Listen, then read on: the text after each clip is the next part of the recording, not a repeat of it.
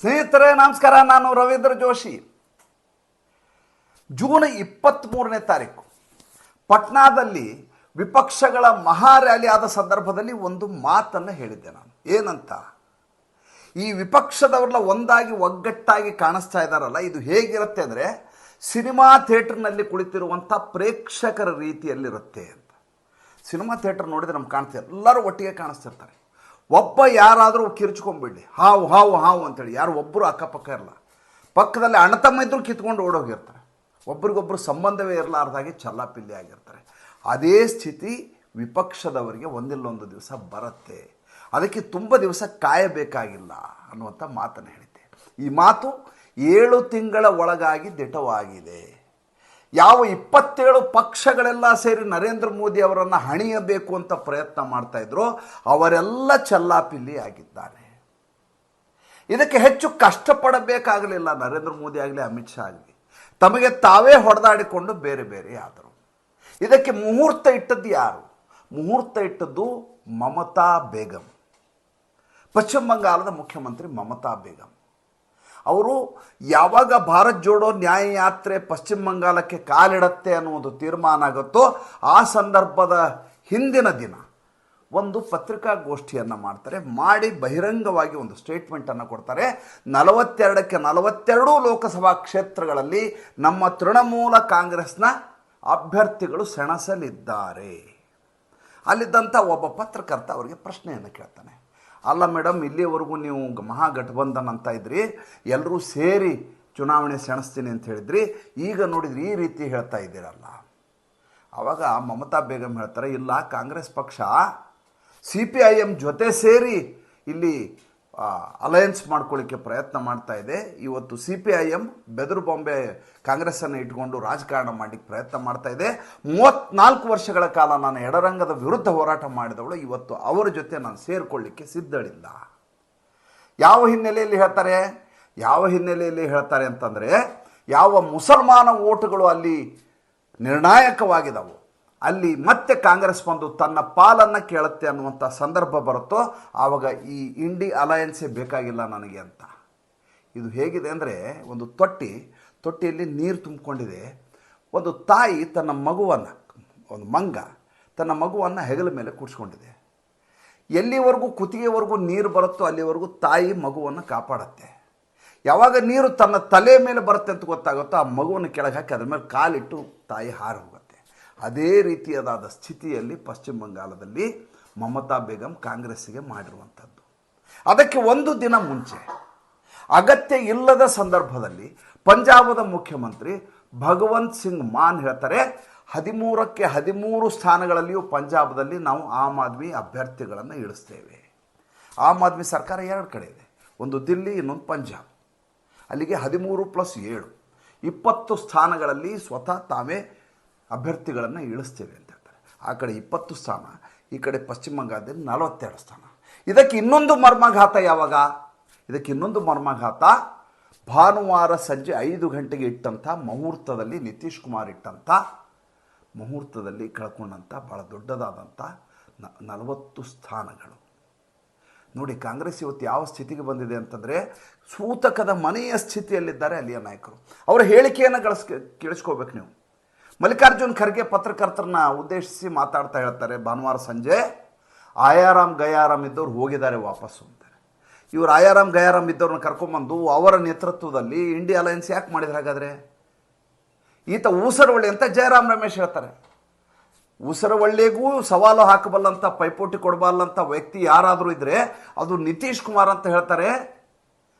ಮಹಾ ಕಾರ್ಯದರ್ಶಿಯಾಗಿರುವಂಥ ಜಯರಾಮ್ ರಮೇಶ್, ಅಲ್ಲ ಸ್ವಾಮಿ, ಇಷ್ಟು ದಿವಸ ಅದೇ ನಿತೀಶ್ ಕುಮಾರ್ ಜೊತೆ ನೀವು ಅವರ ನೇತೃತ್ವದಲ್ಲಿ ಇಂಡಿಯಾ ಅಲಯನ್ಸ್ ಮಾಡಿದ್ರಲ್ಲ, ಅವ್ರದೇ ಪೌರೋಹಿತ್ಯ, ಅವ್ರದೇ ನಿರ್ಣಾಯಕ ಸ್ಥಿತಿಯಲ್ಲಿದ್ದಂಥವರು, ಅವರೇ ಸಂಯೋಜಕರಾಗ್ತಾರೆ ಅಂತ ಭಾವಿಸಲಾಗಿತ್ತು.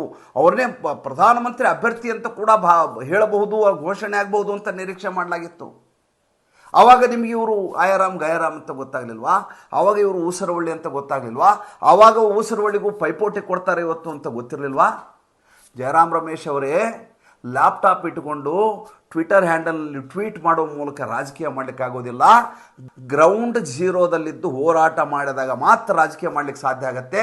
ಇದು ನೀವು ರಾಹುಲ್ ಗಾಂಧಿ ಎದುರಿಗೆ ಈ ಸಬೂಬನ್ನು ಹೇಳಬಹುದೇ ವಿನ ಉಳಿದ ಜಂಗಿ ಕುಸ್ತಿ ಆಡುವಂಥ ನಾಯಕರ ಮುಂದೆ ನಿಮ್ಮ ಮಾತು ನಡೆಯೋದಿಲ್ಲ. ಏಕೆಂದರೆ ನೀವು ಇಲ್ಲಿವರೆಗೂ ಯಾವ ಚುನಾವಣೆಯಲ್ಲಿಯೂ ನಿಂತು ಗೆದ್ದಂಥ ಮನುಷ್ಯ ಅಲ್ಲ.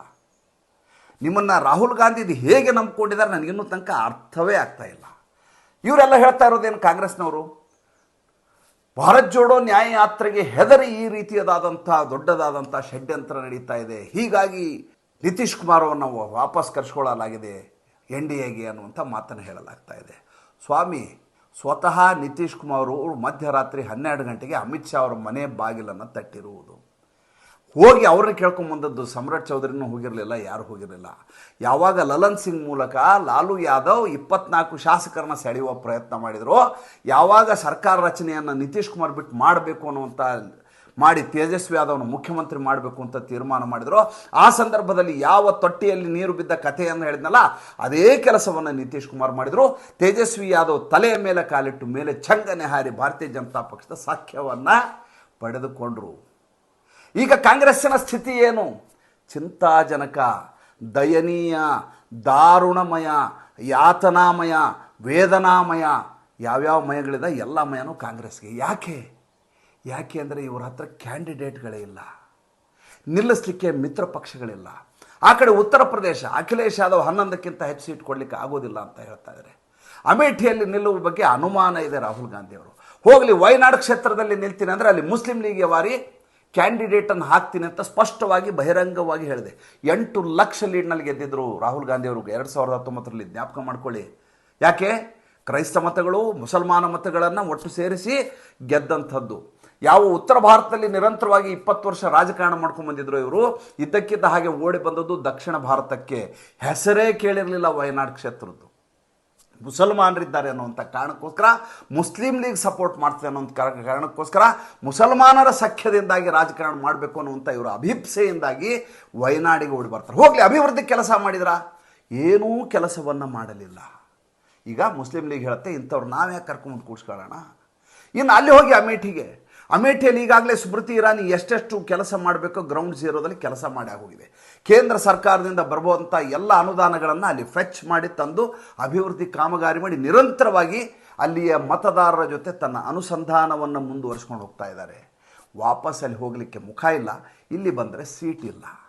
ಅಂಥ ಸ್ಥಿತಿಯಲ್ಲಿ ಸ್ವತಃ ಇವರ ಯುವ ನಾಯಕ, 55 ವರ್ಷದ ಯುವ ನಾಯಕ, ಆತನಿಗೆ ಸೀಟೇ ಇಲ್ಲ. ಸೋನಿಯಾ ಗಾಂಧಿ ಎಲ್ಲಿ ಅಗತ್ಯ ಇದೆಯೋ ಅಲ್ಲಿ ಬರ್ತಾರೆ, ಬಾಕಿ ಸಂದರ್ಭದಲ್ಲಿ ನಾನು ಅನಾರೋಗ್ಯದಿಂದ ಬಳಲ್ತಾ ಇದ್ದೀನಿ ಅಂತ ಹೇಳ್ತಾರೆ. ಮಲ್ಲಿಕಾರ್ಜುನ್ ಖರ್ಗೆ ಆತ್ಲ ಹೈದರಾಬಾದ್ಲ ಇತ್ಲ ಉರ್ದುನಲ್ಲ ಈ ಕಡೆ ಹಿಂದಿನಲ್ಲ ಅಂತ ಭಾಷೆಯಲ್ಲಿ ತೊದಲಲಿಕ್ಕೆ ಶುರು ಮಾಡಿದ್ದಾರೆ.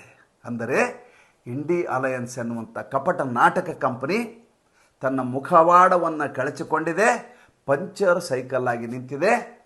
ಇರುವಂಥ ಒಂದೇ ಒಂದು ಪಕ್ಷವಾಗಿ ಹೊರಹೊಮ್ತಾ ಇರೋದು ಭಾರತೀಯ ಜನತಾ ಪಕ್ಷ. ಯಾವ ಭಾರತೀಯ ಜನತಾ ಪಕ್ಷ ಪ್ರಾಣ ಪ್ರತಿಷ್ಠಾಪನಾ ಕಾರ್ಯಕ್ರಮ ಆದಮೇಲೆ ಶ್ರೀರಾಮ ಮಂದಿರದ್ದು 400 ಸೀಟ್ಗಳನ್ನು ಗಳಿಸ್ತಾ ಇದೆ ಅಂತ ಹೇಳ್ತಾ ಇತ್ತು, ಅದು ಎಲ್ಲಿಗೆ ಹೋಗಿ ನಿಲ್ಲತ್ತೆ ಅಂತ ಯಾರಿಗೂ ಅರ್ಥ ಆಗ್ತಾ ಇಲ್ಲ. ಸಮಯ ತುಂಬ ಕಡಿಮೆ ಇದೆ. 90 ದಿನಗಳ ಒಳಗೆ ಸಂಪೂರ್ಣ ಚಿತ್ರ ಸ್ಪಷ್ಟವಾಗಲಿದೆ. ಏನಾಗತ್ತೆ ಕಾದ್ ನೋಡೋಣ. ಮತ್ತೆ ಮುಂದಿನ ಸಂಚಿಕೆಯಲ್ಲಿ ಮಾತಾಡ್ತೀನಿ. ಸಂಚಿಕೆ ಇಷ್ಟ ಆಗಿದ್ರೆ ಲೈಕ್ ಮಾಡಿ, ಫಾಲೋ ಮಾಡಿ, ಶೇರ್ ಮಾಡಿ. ನಮ್ಮ ಮುಕ್ತ ಪತ್ರಿಕೋದ್ಯಮಕ್ಕೆ ದಯವಿಟ್ಟು ಆರ್ಥಿಕವಾಗಿ ಬೆಂಗಾವಲಾಗಿ. ನಮಸ್ಕಾರ.